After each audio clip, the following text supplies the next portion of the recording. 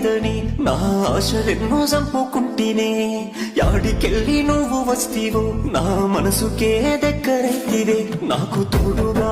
ఉంటానని నీ ప్రేమనే పంచుతానని మళ్ళీ ఆశలెన్నో నువ్వు వెళితివే